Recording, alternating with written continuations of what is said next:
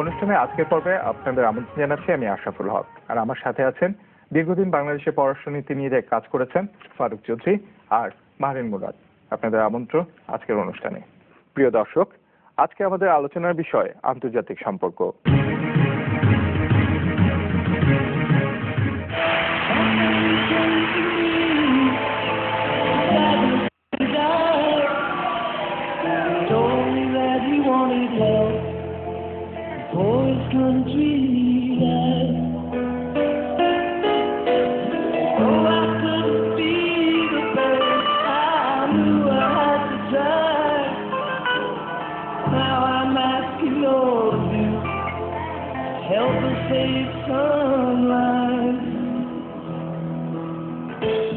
পৃথিবীর বৃহত্তম গণতান্ত্রিক দেশ মহান ভারত গণপ্রজাতন্ত্রী বাংলাদেশকে স্বীকৃতি দান করেছেন।